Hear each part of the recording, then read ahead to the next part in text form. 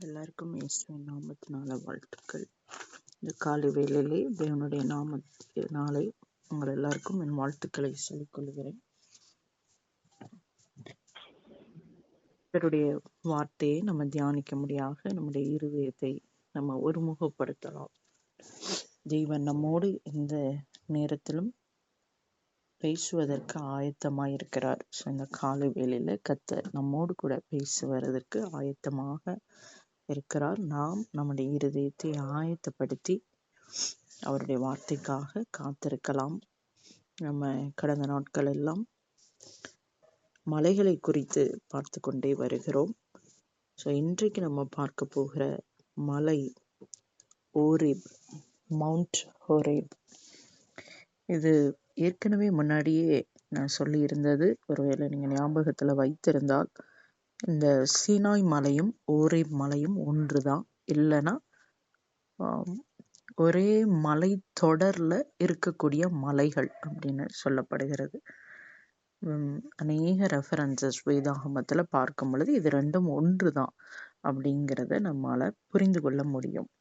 இந்த ஹோரேப் அப்படிங்கிறதுக்கு அர்த்தம் என்ன அப்படின்னு சொல்லி பார்த்தா, வறண்ட இடம், ஒரு கைவிடப்பட்ட ஒரு இடம், வேஸ்ட் லேண்ட், அதாவது ஒன்றுக்கும் உதவாத ஒரு இடம் அப்படிங்கிற ஒரு அர்த்தம் இதுக்கு இருக்கு. ஆச்சரியமாக இப்படிப்பட்ட ஒரு அர்த்தம் இதுக்கு இருக்கு.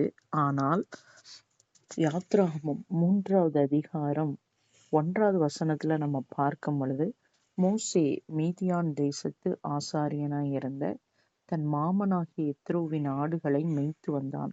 அவன் ஆடுகளை வனாந்திரத்தின் பின்புறத்திலே ஓட்டி தேவ பர்வதமாகிய ஓரேப் மட்டும் வந்தான். ஆனா இதுக்கு தேவ பர்வதம், மவுண்டன் ஆஃப் காட் அப்படிங்கிற ஒரு பெயரை வேதாகமம் பயன்படுத்துகிறது. மோசே 40 வருஷம் எகிப்துல ஒரு செல்வ செழிப்பான ஒரு வாழ்க்கை வாழ்ந்து அதை எல்லாத்தையும் விட்டுட்டு ஒண்ணுமில்லாம அடுத்த 40 வருடங்கள் சாதாரணமாக ஒரு திருமண வாழ்க்கை, அப்புறம் அப்படி தினந்தோறும் ஒரே மாதிரி ஒரு ரொட்டீன் லைஃப், ஆடுகளை மேய்த்து கொண்டு வந்த பொழுதுதான் அவருக்கு இந்த தேவ பர்வதமாகிய ஓரேபுக்கு வந்த பொழுது அங்க ஒரு என்கவுண்டர், தேவனோடு ஒரு சந்திப்பு நடக்கிறத நம்மால பார்க்க முடிகிறது. யாத்ராகமம் 3:1-6 வரைக்கும் நம்ம பார்க்கும் பொழுது, அங்க எரிகிற முட்செடியில ஆண்டவர் மோசேக்கு தரிசனமாகி அவர் அந்த இடத்துல மோசேக்கு தன்னை வெளிப்படுத்துகிறத பார்க்க முடிகிறது. ஒரு வேஸ்ட் லேண்ட், ஒன்றுக்கும் உதவாத ஒரு இடம், வறண்ட இடம் அப்படின்னு அழைக்கப்பட்ட அந்த இடம் தேவனுடைய பரிசுத்த பூமியாக மாறுகிறது. அவருடைய பிரசன்னம் அந்த இடத்துல வந்ததுனால அந்த இடம் ஒரு பரிசுத்த ஸ்தலமாய் மாறுகிறது. ஏன்னா மோசேட்ட ஆண்டவர் சொல்றாரு, உன் பாத ரட்சைகளை கலற்றி போடு, நீ நிற்கிற இடம் பரிசுத்த பூமி அப்படின்னு அவர் சொல்லுகிறாரு. எந்த ஒரு இடமா இருந்தாலும் தேவ பிரசன்னம் இறங்கி வரும்போது அந்த இடம் பரிசுத்தமாக்கப்படுகிறது, பரிசுத்தமாகிறது. அதை நம்ம புரிந்து கொள்ள வேண்டும். நம்மளுடைய சரீரமா இருக்கலாம், நம்முடைய வீடு, நம்ம வேலை செய்கிற இடமா இருக்கலாம். தேவ பிரசன்னத்தை அந்த இடம் வரும் பொழுது அந்த இடம் முற்றிலும் பரிசுத்தமாகிறது. இப்ப ஆண்டவர் இந்த எரிகிற முட்செடியில மோசையோடு பேசினவர் 3:14 பார்க்கும் பொழுது, தன்னுடைய உடன்படிக்கை நாமமாகிய யெகோவா அப்படிங்கிற அந்த நாமத்தை முதலாக மோசேக்கு தெரியப்படுத்துகிறார். மோசேக்கு ஆண்டவருடைய நாமம் என்ன என்பது தெரியல. அதோட அர்த்தம் என்னன்னா, அவரோட அந்த அளவுக்கு அவருக்கு தொடர்பு இல்லை. அப்ப ஆண்டவர் இந்த இடத்துல முதலாக மோசேக்கு அந்த உடன்படிக்கை நாமம் என்று அழைக்கப்படுகிற யெகோவா அப்படிங்கிற அந்த நாமத்தை 3:14 அவர் சொல்றார். அதற்கு தேவன் இருக்கிறவராகவே இருக்கிறேன் என்று மோசையுடனே சொல்லி, இருக்கிறேன் என்பவர் என்னை உங்களிடத்தில் அனுப்பினார் என்று இஸ்ரவேல் புத்திரரோட சொல்வாயாக என்றார். இப்ப இந்த ஹோரேப் ஆண்டவரோடு கூட இருக்கிற ஒரு நெருங்கிய தொடர்பை காண்பிக்கிற ஒரு ஸ்தலமாக இருக்கிறது. ஆண்டவரை அறிந்திருக்கிற விதமாக அறிய வேண்டும் என்று அவர் விரும்புகிறார், எதிர்பார்க்கிறார். ஆண்டவரே தன்னை வெளிப்படுத்துகிறார். மோசேக்கு அவராக தான் தன்னை வெளிப்படுத்துறார். மோசேயா தேடி போகல. ஆண்டவர் யாரு, எப்படிப்பட்டவர் அப்படின்லாம் தெரியப்படுத்தல. ஆனா ஆண்டவர் தான் தான் இப்படிப்பட்ட ஒரு ஆண்டவர் அப்படிங்கிறத மோசேக்கு வெளிப்படுத்துகிறார். ஆண்டவருடைய அன்பு, ஆண்டவருடைய அந்த தன்னை தன்னை தொடர்பு படுத்தி கொள்ள விரும்புகிற அந்த ஒரு தன்மையை ஆண்டவரிடத்துல நம்மால பார்க்க முடிகிறது. அதே போல அடுத்ததான் நம்ம பார்த்தோம் அப்படின்னா, யாத்ராகமம் 17:1-7 வரைக்கும் பார்க்கும் பொழுது, இதே மலையில தான் மோசே கன்மலையில் அடிக்கிறார். இஸ்ரவேல் ஜனங்களுக்கு எகிப்திலிருந்து வரும் பொழுது தண்ணி இல்லாமல் போகிறது ஒரு கட்டத்துல. அப்ப யாத்ராகமம் 17:6 பார்க்கும் பொழுது, அங்கே ஓரேபிலே நான் உனக்கு முன்பாக கன்மலையின் மேல் நிற்பேன், நீ அந்த கன்மலையை அடி, அப்பொழுது ஜனங்கள் குடிக்க அதிலிருந்து தண்ணீர் புறப்படும் என்றார். அப்படியே மோசே இஸ்ரவேல் மூப்பரின் கண்களுக்கு முன்பாக செய்தான். இதே இந்த தெய்வ பர்வதமாகிய ஓரேப்ல தான் அந்த கன்மலையை அடிச்ச உடனே அந்த கன்மலை பிளக்கிறது. அதுல இருந்து தண்ணீர் புறப்பட்டு அங்க கூடியிருந்த அத்தனை லட்சக்கணக்கான ஜனங்களுக்கு அது தண்ணீரை கொடுத்ததாக இருந்தது. 1 கொரிந்தியர் 10:4 நம்ம வாசிக்கும் பொழுது, எல்லாரும் ஒரே ஞானபானத்தை குடித்தார்கள். எப்படியெனில் அவர்களோடே கூட சென்ற ஞான கன்மலையின் தண்ணீரை குடித்தார்கள். அந்த கன்மலை கிறிஸ்துவே அப்படின்னு பவுல் அதுக்கு விளக்கத்தை இங்க கொடுக்கிறாரு. அப்ப அந்த இடத்துல கன்மலையாக இருந்து தண்ணீரை அருளி செய்தது இயேசு கிறிஸ்து. இப்ப இந்த ஓரை பர்வதம் யாரை குறிக்கிறது? இயேசு கிறிஸ்துவை குறிக்கக்கூடியதாக இருக்கிறது. இயேசு கிறிஸ்து குறித்து சொல்லும் பொழுது ஏசாயா 53 வறண்ட நிலத்திலிருந்து துளிர்த்த அவர் துளிரை போல, கிளையை போல இருக்கிறார் அப்படின்னு அவருக்கு ஒரு பெயரே இருக்கிறது. மனுஷரால் அசட்டை பண்ணப்பட்டு பாடு அனுபவித்தவராக அவர் இருந்தாரு அப்படின்னு அவரை குறித்து சொல்லப்பட்டிருக்கிறது. இந்த ஒரு கன்மலை கிறிஸ்துவுக்கு அடையாளமாக இருக்கிறத நம்ம பார்க்கிறோம். அடுத்ததாக பார்த்தா உபாகமம்ல நம்ம பார்க்கும் பொழுது, உபாகமம் 5:2 நம்முடைய தேவனாகிய கர்த்தர் ஓரேபிலே நம்மோட உடன்படிக்கை பண்ணினார். 4 அதே உபாகமம் 4:9 பார்க்கும்போது, ஓரேபிலே உன் தேவனாகிய கர்த்தருக்கு முன்பாக நீ நிற்கும் போது கர்த்தர் என்னை நோக்கி, ஜனங்களை என்னிடத்தில் கூடி வர செய்து என் வார்த்தைகளை அவர்கள் கேட்கும்படி பண்ணுவேன். அவர்கள் பூமியில் உயிரோடு இருக்கும் நாளெல்லாம் எனக்கு பயந்திருக்கும்படி அவைகளை கற்றுக்கொண்டு தங்கள் பிள்ளைகளுக்கும் போதிக்க கடவர்கள்.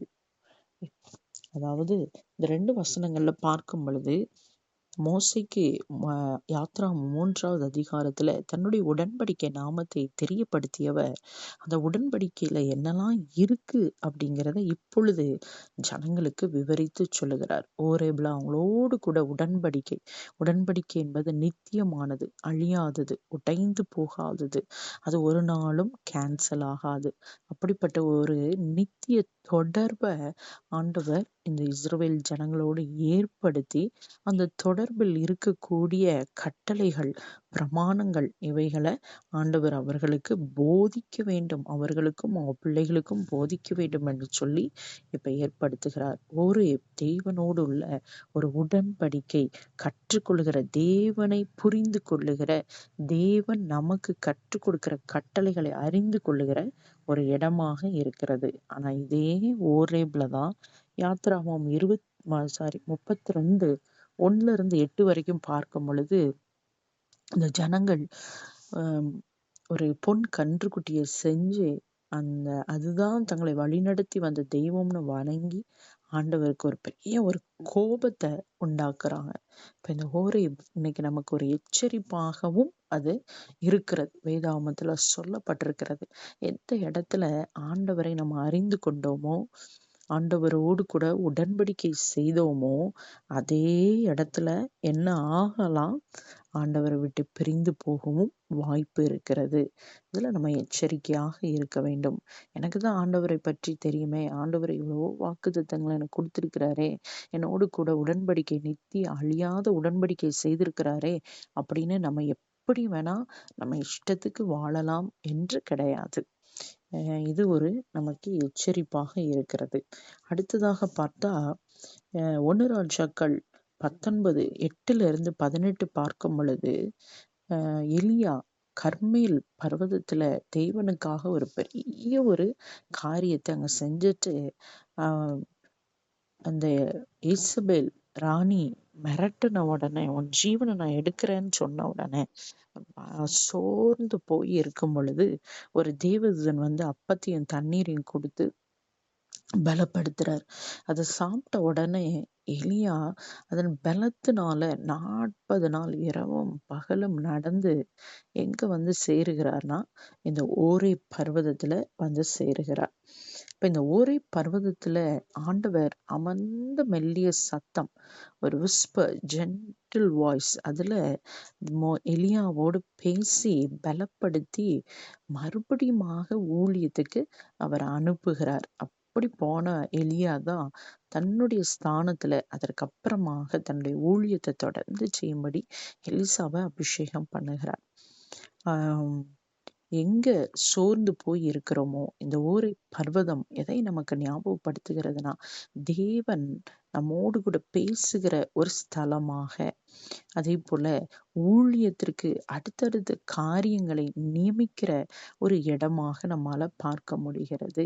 ஒரு ஆவிக்குரிய வாழ்க்கையில ஒரு சோர்வு, ஒரு உற்சாகம் இல்லாத ஒரு தன்மை, ஆண்டவரை விட்டு பிரிந்து போன மாதிரி இருந்ததுன்னா, இந்த ஒரு பர்வதம் தேவனோடு கூட மறுபடியும் ரீகனெக்ட், மறுபடியும் நம்மை இணைக்கிற ஒரு இடமாக இருக்கிறது.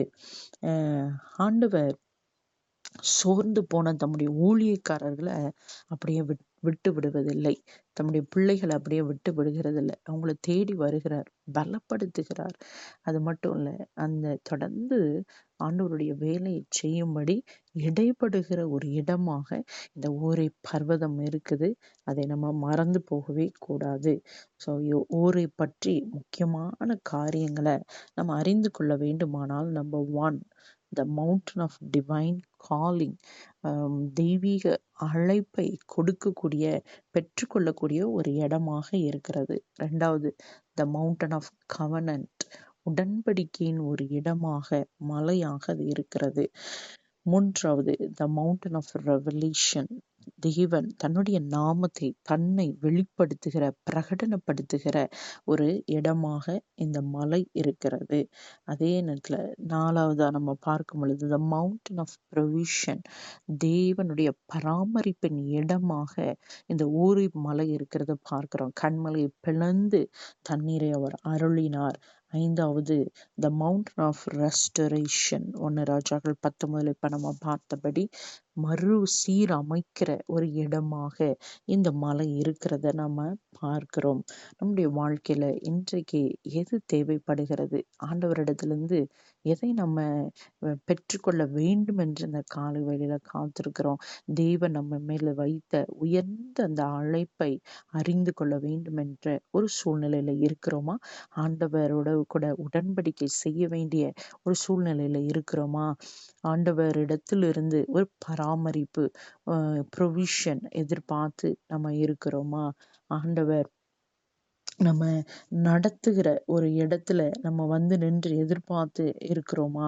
அதே போல ஆண்டவர் மறுபடியும் நம்ம சீரமைக்க வேண்டும் என்ற ஒரு இடத்துல வந்து நம்ம நிக்கிறோமா? எது நம்ம தேவையா இருந்தாலும் கர்த்தர் அதை நிறைவேற்ற வல்லமை உள்ளவராய் இருக்கிறார். ஹோரேப் இஸ்ரவேல் ஜனங்களுடைய வாழ்க்கையில ஒரு முக்கியமான ஒரு இடத்தை பிடிச்சிருந்தது. அவங்களால அந்த ஓரேப் மலையை மறக்கவே முடியாது. ஏன்னா அந்த ஓரேப் மலையில தான் மோசேக்கும் சரி, இஸ்ரவேல் ஜனங்களுக்கும் சரி, ஆண்டவரோடு ஒரு பெரிய சந்திப்பு ஏற்பட்டது. அவங்களோட ஜேர்னி, உண்மையாகவே அவங்களுடைய விசுவாச பிரயாணம் இந்த ஓரேப்ல இருந்து தான் தொடங்குச்சு. அந்த ஓரேப்ல தான் சில மாதங்களாக அவங்க தங்கி இருக்கிறாங்க. அந்த இடத்துல தங்கி இருந்துதான் தேவனுடைய கட்டளைகள், பிரமாணங்களை அவங்க வந்து ஆண்டவரிடத்துல இருந்து பெற்றுக்கொண்டாங்க. சில நேரம் ஆவிக்குரிய வாழ்க்கையில நம்ம மூவ் பண்ணாத மாதிரி ஒரே இடத்துல தங்கி இருக்கிற மாதிரி இருக்கலாம். இல்ல, ஆண்டவர் அந்த இடத்துலதான் கட்டளைகளையும் பிரமாணங்களையும் கொடுக்கிற ஒரு இடமா இருக்கு. அந்த இடம்தான் ஆண்டவரை நம்ம சந்திக்க வேண்டிய ஒரு இடமாக இருக்கிறது. கட்டளைகள் பிரமாணங்கள் இல்லாமல் நம்ம ஆண்டவரோட இந்த விசுவாச வாழ்க்கையில தொடர்ந்து நடக்கவே முடியாது. நம்ம நடக்கிறதுக்கு ஆண்டவருடைய இன்ஸ்ட்ரக்ஷன்ஸ் நம்மளுக்கு மிக மிக அவசியமாக இருக்கிறது. கிட்டத்தட்ட 2 வருடங்களுக்கு மேலாக இந்த ஓரேப் மலைக்கிட்ட தான் இஸ்ரவேல் ஜனங்கள் தங்கி இருந்தாங்க. எகிப்திலிருந்து வனாந்திரத்துக்கு பிரயாணம் பண்ணி வர்றதுக்கு 3 நாள் ஆயிருச்சு, அவ்வளவுதான். ஆனா அவங்க அங்கிருந்து இனி கானான் தேசத்துக்கு போக வேண்டும் அப்படின்னா அந்த ஆயத்தம் 2 வருடமாக நடந்தது. தெய்வ சமூகத்துல அங்க காத்திருந்தாங்க. ஸோ அந்த ஓரேப் மலை காத்திருப்பு, த மவுண்டன் ஆஃப் வெயிட்டிங், ஆண்டவர் சமூகத்துல காத்திருந்து அவரிடத்துல இருந்து சரியான ஒரு வழி நடத்துதலை பெற்றுக்கொள்ளுகிற ஒரு இடமாக இந்த ஓரேப் மலை இருக்கிறது. ஒருவேளை இந்த காலை வேளையில தேவ பிள்ளைகளை நீங்க ஏதோ ஒரு இடத்துல ஸ்டக் ஆகி இல்ல வெயிட் பண்ணிட்டே இருக்க மாதிரி இருக்கலாம். பட் ஆனா ஒரு நித்திய ஆசீர்வாதத்தை சுதந்திரிக்கிறதுக்கு முன்பாக இந்த ஆயத்தம், இந்த காத்திருப்பு, தேவனை பற்றி தெளிவாக நம்ம அறிந்து கொள்ளுகிற ஒரு அனுபவம் நமக்கு மிக மிக அவசியமா இருக்கிறது. யோசித்து பாருங்க, மோசே ஓரேப் மலையில ஆண்டவரை என்கவுண்டர் பண்ணதுக்கு அப்புறம் அதுக்கப்புறம் ஒரு முறை கூட மோசே நீங்க யாரு, நீங்க எங்க இருக்கீங்க ஆண்டவரே, ஏன் உங்களை நீங்க எனக்கு வெளிப்படுத்தல அப்படிலாம் சொல்லவே இல்லை. His life was never the same. Horeb மலைக்கு அப்புறம் மோசேயுடைய வாழ்க்கை பழைய வாழ்க்கையா இல்லவே இல்லை. அது முற்றிலும் மாறுபட்ட ஒரு வாழ்க்கை. மரணம் அடைகிற வரைக்கும் அவரு தீர்க்கதரிசியாக தேவனுடைய சத்தத்தை கேட்கிறவரா இருந்தார். தன்னுடைய மரணத்தை பற்றி கூட ஆண்டவரிடத்துல இருந்து தெளிவான ஒரு வழி நடத்துதலை அவர் பெற்றுக்கொண்டார். இஸ்ரவேல் ஜனங்களுக்கு அந்த தெளிவான வழிநடத்தல் இருந்துச்சோ இல்லையோ, ஆனா மோசே கடைசி வரைக்கும் ஆண்டவருடைய வார்த்தையின்படி சொற்படி அவருடைய வழிநடத்தலின்படி வாழ்ந்த ஒரு மாபெரும் ஒரு தேவ மனுஷன். அப்ப தேவனிடத்துல இருந்து ஒரு சந்திப்பு, ஒரு என்கவுண்டரை எதிர்பார்த்து நீங்க இருந்தீங்கன்னா இந்த ஓரேப் மலையின் அனுபவத்தை எனக்கும் தாங்க, மோசையின் அனுபவத்தை எனக்கும் தாங்க அப்படின்னு சொல்லி கேளுங்க. மோசையுடைய வாழ்க்கை பழைய மாதிரி இல்லவே இல்லை. அதே மாதிரி தேவனை சந்தித்த ஒருவர் கூட அவனுடைய வாழ்க்கை பழையதான் இருக்கவே செய்யாது. அது மாற்றப்பட்டிருக்கும். மோசே அதுக்கப்புறம் தன்னுடைய குடும்பத்தாருக்காக அவர் வேலையை செஞ்சுக்கிட்டு இருக்கல. அது வரைக்கும் ஆடு ஓட்டி தன்னுடைய வேலையை செஞ்சிட்டு இருந்தவர் அதுக்கப்புறம் தெய்வ ஜனங்களை நடத்துகிற உன்னத பணியில தன்னை ஈடுபடுத்தி கொண்டார். குடும்பம் சேர்ந்துச்சு. நாட்கள்ல நம்ம பார்க்கிறோம், அவருடைய மாமனார் மனைவி பிள்ளைகளை கொண்டு சேர்த்துட்டார். கூட கூட தான் இருந்தாங்க. ஆனா அதுக்கப்புறம் அவருடைய குடும்பத்தை பத்தி எந்த ஒரு டீட்டெயில்ஸும் அவ்வளவா இல்லை. லேவி கோத்திரத்துல அவனுடைய பிள்ளைகள் எண்ணப்பட்டார்கள். அவங்களும் ஊழியத்துல ஷைன் பண்ணாங்க. அதெல்லாம் நீங்க பின்னாடி 4ஆம் புஸ்தகத்துல தெளிவாக நம்ம வாசிக்க முடியும். பட் ஆனா மெயின் காரியம், மோசே தன்னுடைய அழைப்பை அவர் தேவனுக்காக நிறைவேற்றினார். சக்சஸ்ஃபுல்லா ஓடி முடிச்சார் ஆண்டவருக்காக. இந்த காலை வேளையில கண்களை மூடி நம்ம ஜெபிக்கலாமா? ஓரேப் மலையின் அனுபவங்களை எனக்கும் தாரும் ஆண்டவரே என்று சொல்லி கேட்கலாம். இதுவரைக்கும் ஆண்டவரை எனக்கு தான் தெரியுமே, நான் நன்றாக அறிந்திருக்கிறேனே என்று ஒரு ஒரு எதிர்பார்ப்பே இல்லாம போதும், ஆண்டவரை பற்றி தெரிந்து கொண்டது போதும் என்று நாங்க இருந்தா, தேவனே அந்த எண்ணங்கள் மனநிலை இன்றோடு கூட மாறட்டும். ஓரேப் பர்வதம் வருகிற மட்டும் மோசேக்கு கூட தேவனுடைய நாமம் யெகோவா என்பது தெரியவில்லையே. அவருடைய உடன்படிக்கை நாமத்தை அறிந்திராமல் இருந்தாரே. ஆண்டவரே, இன்றைக்கும் நாங்க அப்படிதான், எல்லாம் தெரிந்து இருக்கிறது எங்களுக்கு, ஆவிக்குரிய வாழ்க்கையில நிறைய தெரிந்து கொண்டோம் அப்படின்னு நினைத்து கொள்ளுகிறோம்ப்பா. ஒரே பர்வதத்தின் அனுபவத்தை எங்கள் ஒவ்வொருவருக்கும் நீ தருவீராக. Lord, give us an encounter with you, Lord. உங்களோடு கூட ஒரு தொடர்பு எங்களுக்கு வேண்டும். we want to know you. உங்களை நாங்கள் அறிந்து கொள்ள விதமாய், நாங்கள் இன்னும் அறிந்து கொள்ள இல்லை. அதை நாங்க தெரிந்து கொள்ள, அறிந்து கொள்ள, உம்மோடு கூட ஒரு நெருங்கிய தொடர்புக்கு வர எங்களுக்கு உதவி செய்யுங்கப்பா. ஒரு பர்வத மலையின் அனுபவத்திற்கு பிறகு மோசேக்குத்தான் எவ்வளவு வெளிப்பாடுகள், உங்களோடு கூட நெருங்கி நடக்கிற எத்தனை எத்தனை அனுபவங்கள். இந்த அனுபவங்கள் எங்களுக்கும் வேண்டும் அப்பா. ஆண்டவரே, இந்த காலை வேளையில அதை வாஞ்சித்து நாங்கள் கேட்கிறோம். இந்த ஒரு பர்வதத்துல ஜீவனுள்ள தேவனை அறிந்து கொள்கிற அதே இடத்துலதான் இஸ்ரவேல் ஜனங்கள் ஒன்றுமில்லாத விக்கிரகம், ஒன்றுக்கும் பெயர் போராத, அவங்கள வழி நடத்தாத எதையோ பின்பற்றி கொண்டு தேவனுக்கு கோபம் ஊட்டினார்கள். ஆண்டவரே, எந்த இடத்துல ஒரு தெய்வீக சந்திப்பு நடக்க முடியுமோ அதே இடத்துல எங்க மனதுல உள்ள அப்பா விக்கிரகங்களை பின்பற்றி போகிறதுக்கு வாய்ப்பு இருக்கு. அந்த எச்சரிப்பை நாங்கள் பெற்றுக்கொண்டு ஜாக்கிரதையாக உமக்காக காத்திருந்து உம்முடைய கட்டளைகளை பெற்றுக்கொண்டு தொடர்ந்து நடக்க கிருபை தாங்க.